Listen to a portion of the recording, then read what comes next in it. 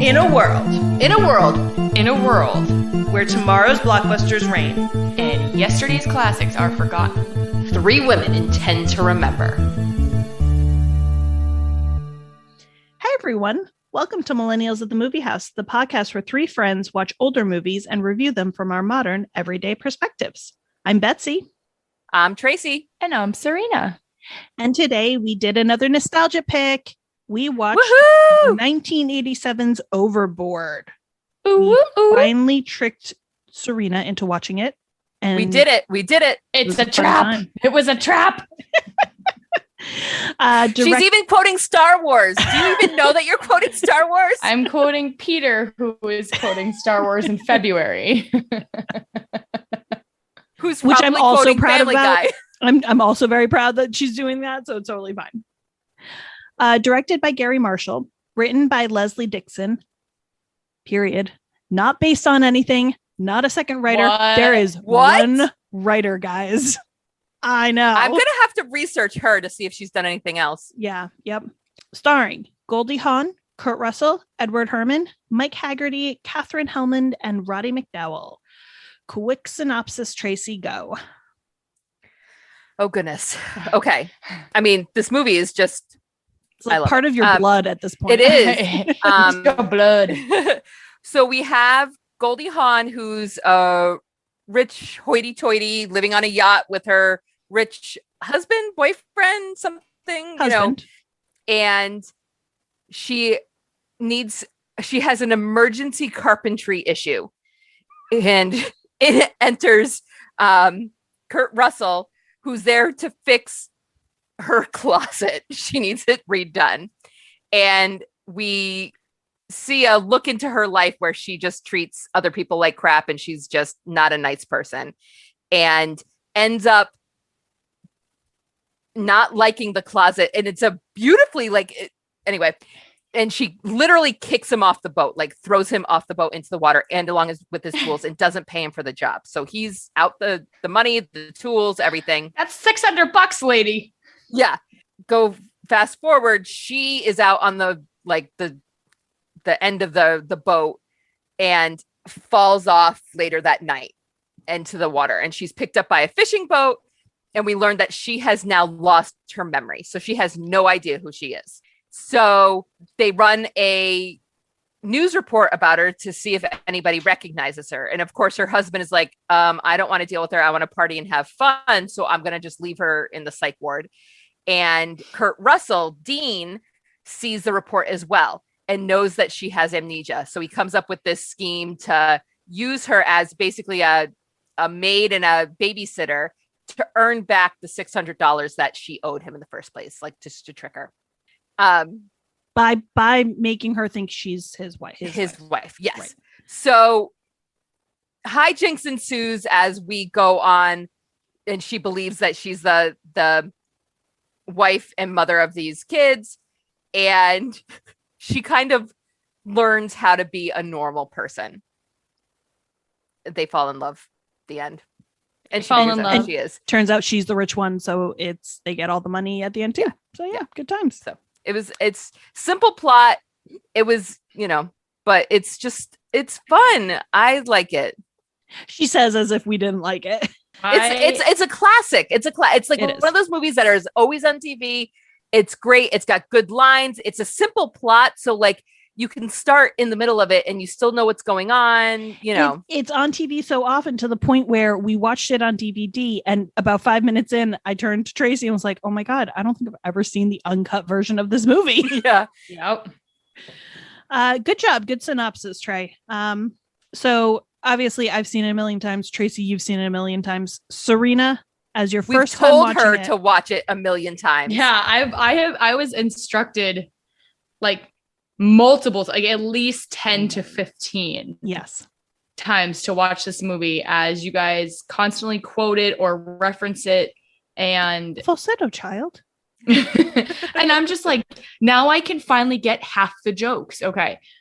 It was hilarious. I can't believe I've never seen it. I don't know how I've never seen it, but Well, I mean, it was Goldie Hawn is hilarious. She's great. And her and Kurt Russell they have great chemistry. They're Mr. and Mrs. Claus. Okay. Wait a minute. This is Santa and his wife. Yeah.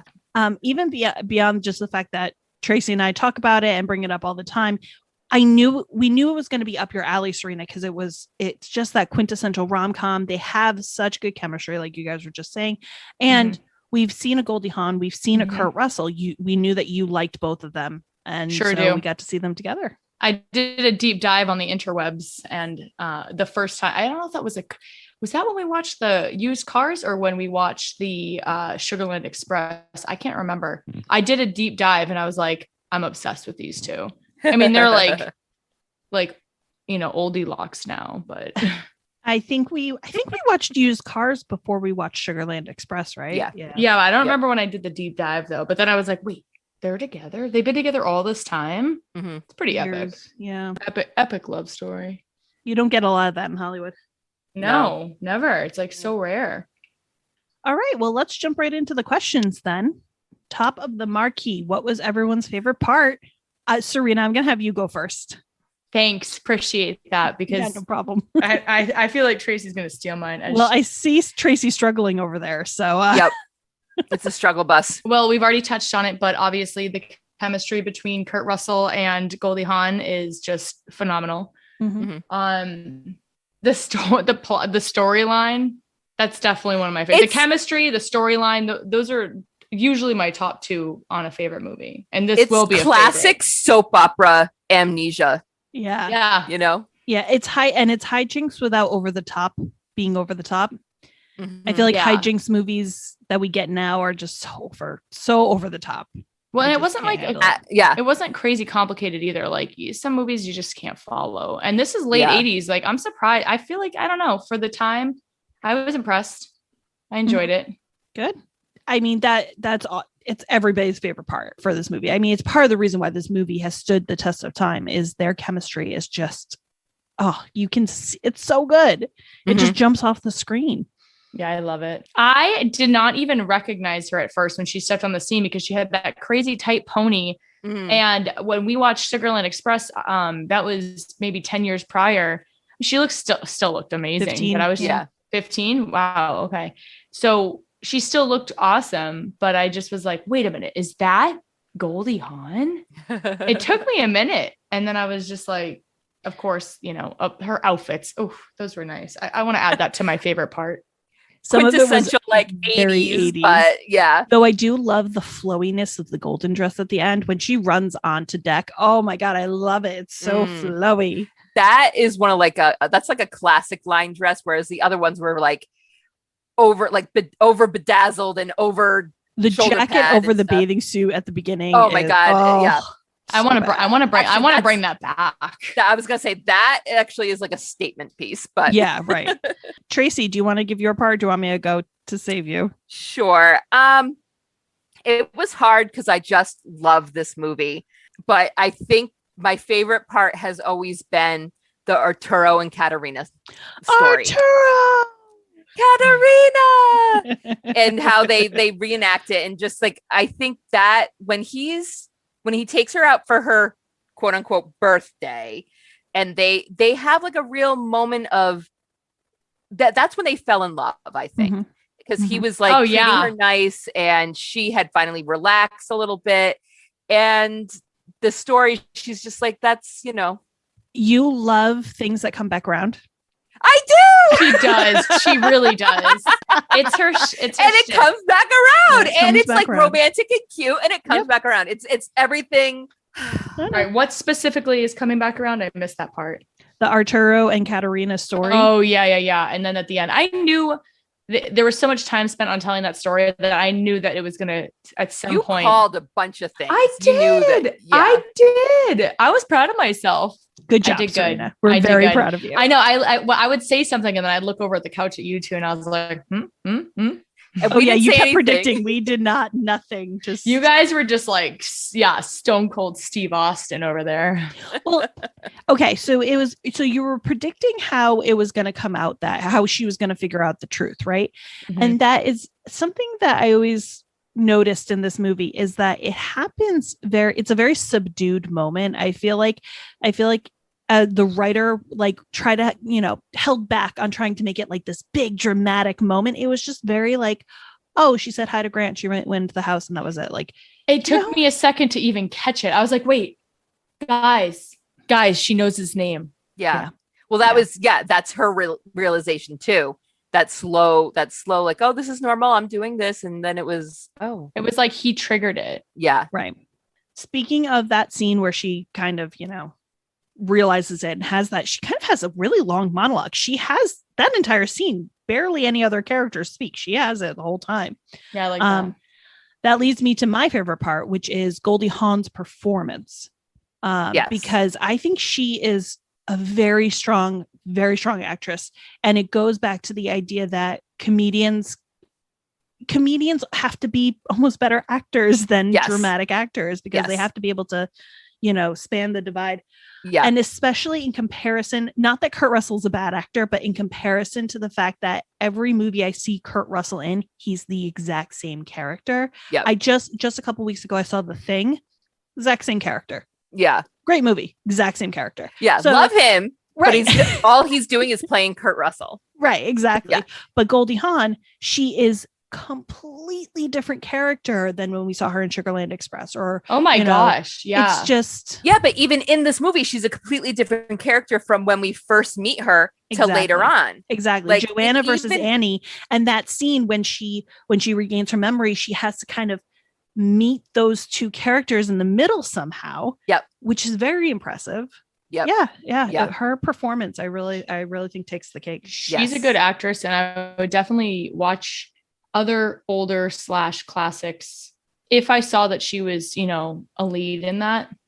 I would watch it for her because I have yet to see anything bad by Goldie Hawn. Great favorite part, guys. Great favorite parts. Okay, let's jump into Wheel of Questions. Wheel of Questions. We're gonna be famous. All right. Who would we be if we were cast in this movie? I'm going to go first and let you guys take a minute. Okay. If you guys aren't quite 100% ready. I'm ready. I have stuff and I'm not fully convinced on it, but you guys go ahead. I don't love my answers, but we're going to go with it. First off, I am Andrew. I almost picked that. You know why you're Andrew? Is because in Prince and the Showgirl, you're the butler in that one. Yep. And I think in My Man Godfrey, I think you're the butler in that one too. Oh my God.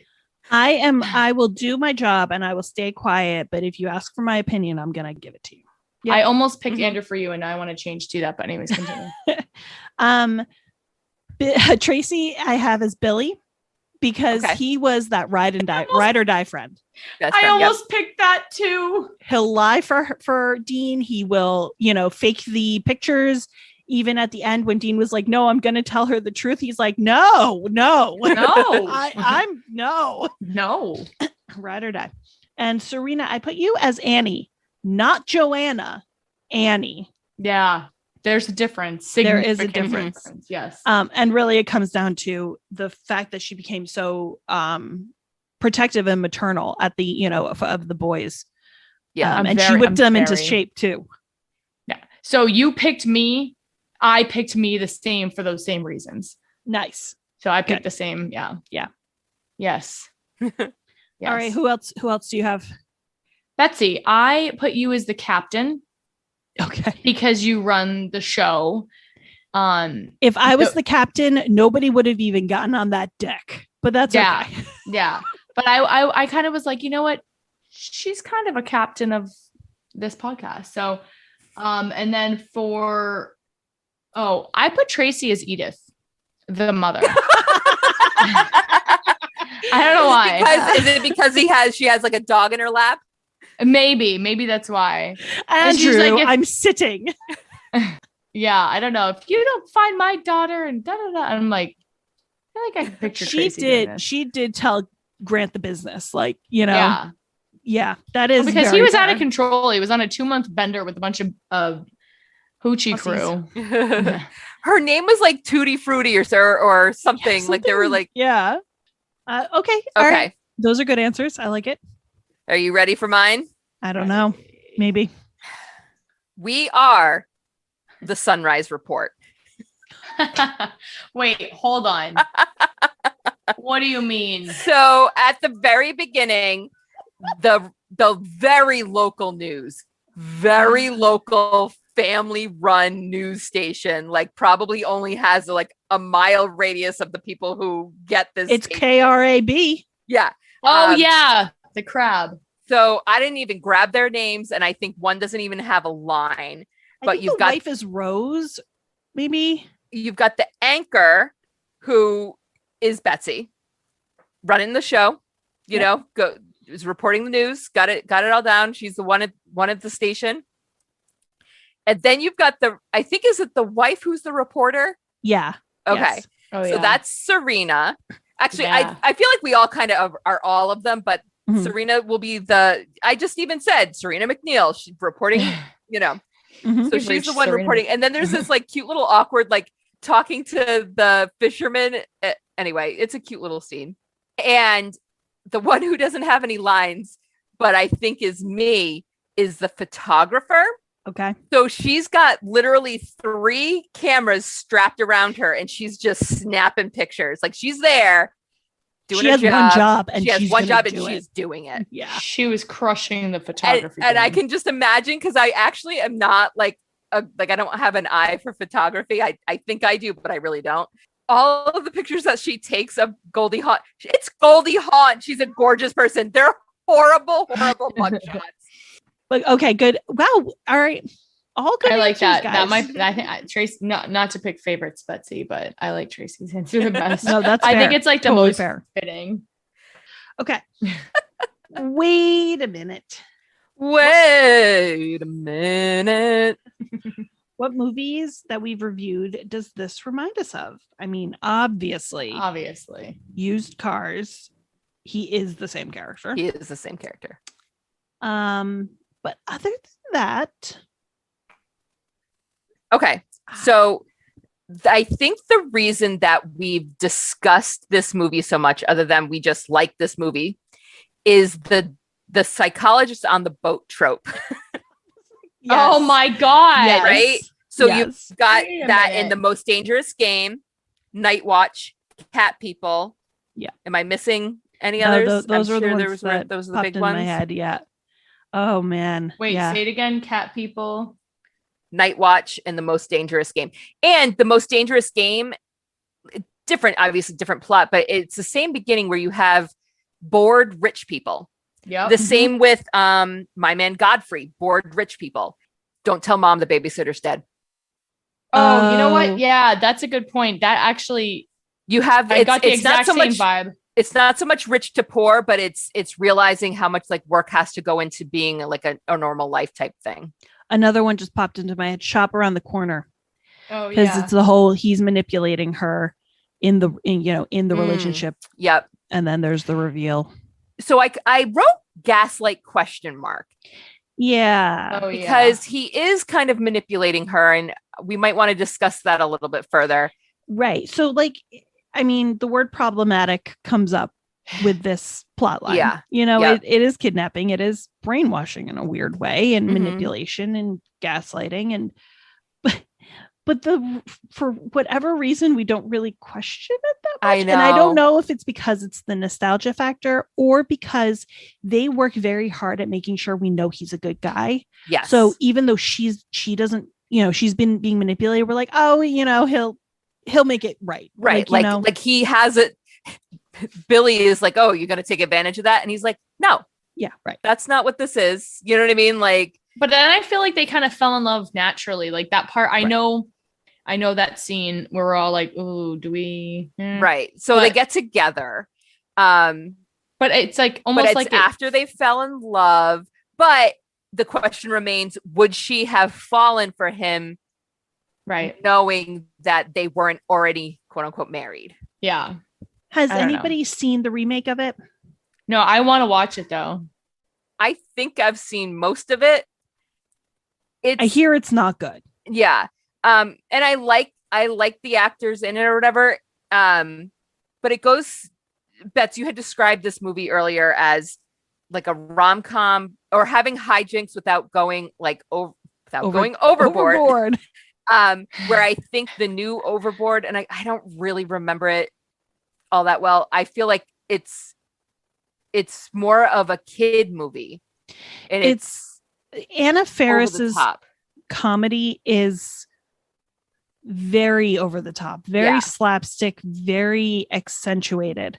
Yeah. And I assume that that's what this is, that type of comedy. Because I've seen the actor in some movies too, and he has that same style of over the top comedy. So I'm sure that that's what it was.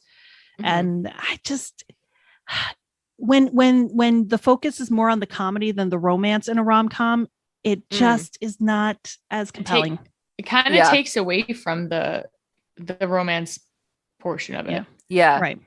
It's because it does focus on the comedy instead of the story. Right. Yeah. And things should be funny because of the story, not let's be funny and make a story out of it. Right. Yeah. Okay. Ladies, please remove your hats and silence your cell phones. How does this film hold up? I feel like we already answered. Yeah, we have been talking. I think the actors and then the time period it was placed in just makes it so it does stand up.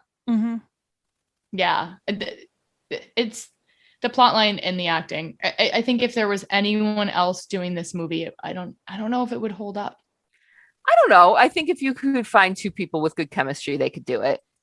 But we love Goldie Hawn. I know. I can't picture it without them. It's my favorite. That's I'm like, could you even? But. Okay, then so we'll just jump into the next section, which I also think is not going to be much of an answer for, which is, boom, we fixed it. Because the remake did not fix it. No, it didn't. I keep hearing somebody else said that it wasn't good. Maybe it was.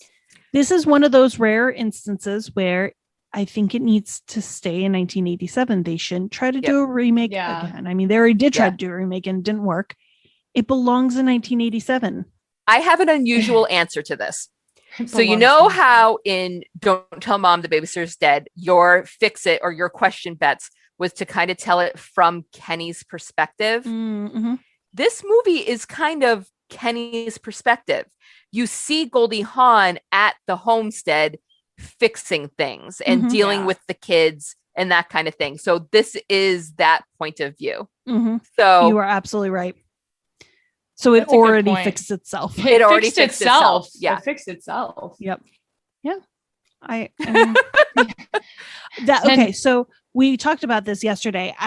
What I would like to see nowadays is Kate Hudson should have been in the remake. Yeah. As much as I love Anna Faris, Kate Hudson definitely should have been in the remake. And they should have, they would do homages to the original and have fun with it. Yeah. Or it should have been like a sequel where one of the boys was an adult and doing a similar scenario or something like that. Yeah.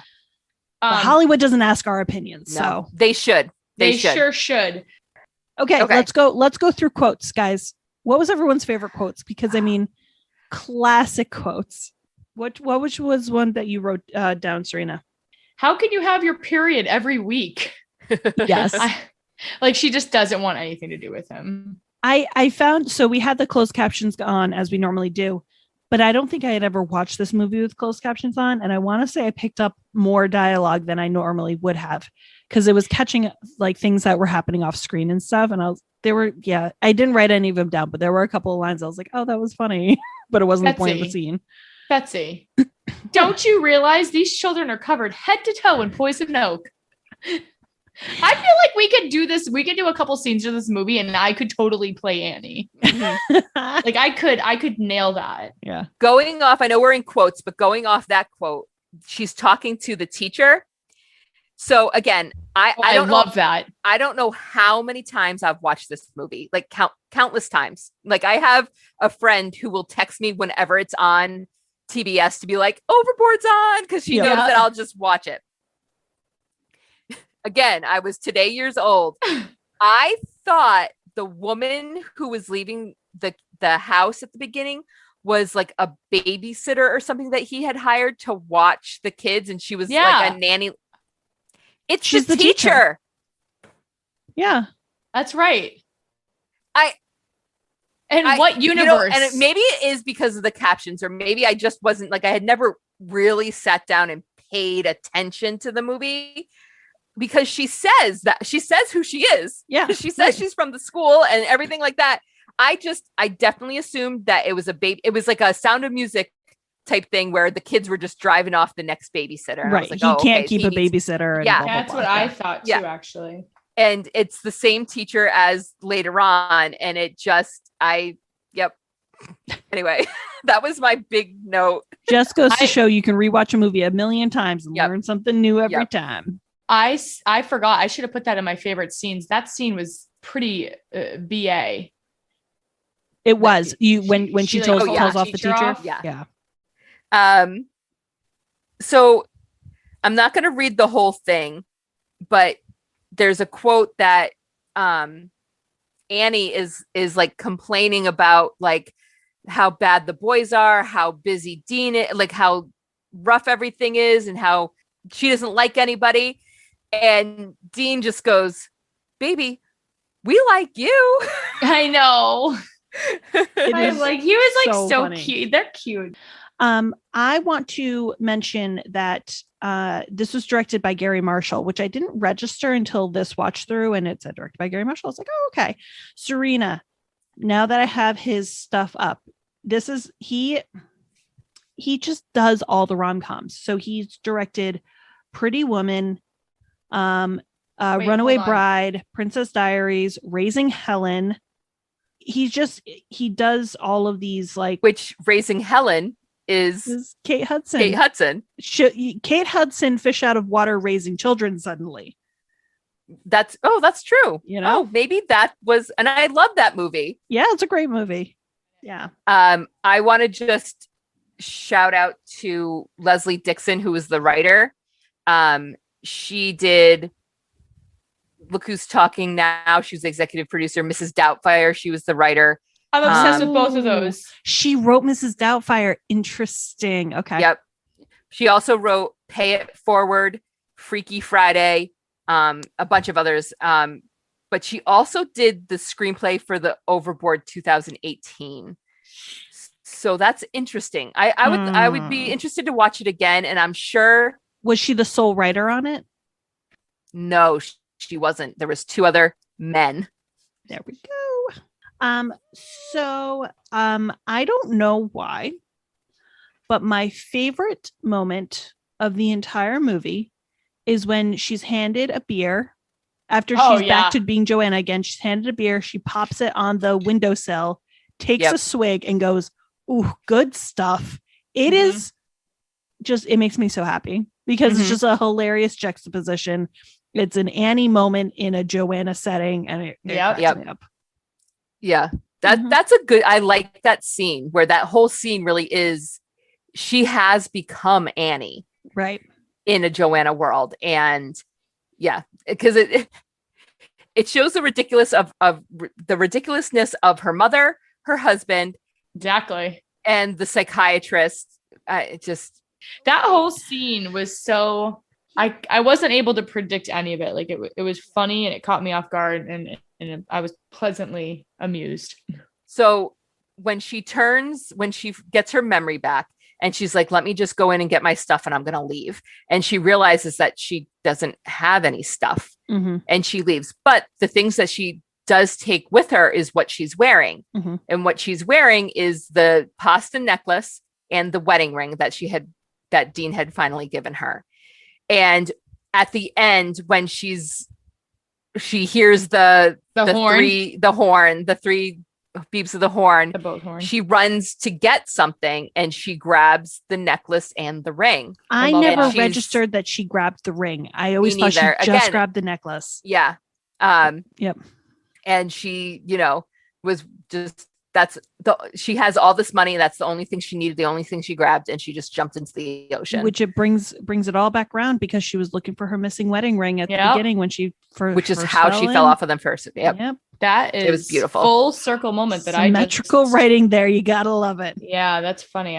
Thanks for pointing that out, Bets. All right. Does anybody have any other notes? Just, it's an awesome movie. Everyone should see it. It's just fun. I feel like we could talk about it for a long time, but I feel like critically thinking, there's not much to think about. It was a fun film. There's It's no just a underlying fun like film. deep thoughts about it. All right. The Martini Shot. Would you recommend this movie? Of course. How many times have we recommended it to Serena? Serena. Yes, that clink was a yes. And I don't know if you noticed there was 3 clinks for the boat coming back for the movie. Arturo. Katarina. They had to swim. They had to swim Oh hard. my gosh, they did. That was a real ocean scene. Mhm. And they put a PFD on her. Mm-hmm. I was like, is she going to jump in a beautiful golden? She's going to drown. Somebody get this woman a life jacket. And no sooner did I say it than was it Andrew? Andrew. Andrew, Yeah. Yeah, he saved the day. She definitely would have died. 100% would have drowned. All right. All right. All right. All right. Can we end it All right. like that from Yeah, now? please. All All right. All right. Last thoughts. Watch the movie. Bring my Please. Rhode Island accent out. Please. Thanks for joining us. If you like what you hear, you can find more great episodes over on our website, www.millennialsatthemoviehouse.com, or wherever you find your podcasts. Curious about updates, extras from our episodes, or want to add your 2 cents about a reviewed movie? We're also on Twitter and Instagram. Our handle for both is @themoviemillies. Check us out and make sure to follow us. So until next time. We're millennials. And we'll see you at the movie house.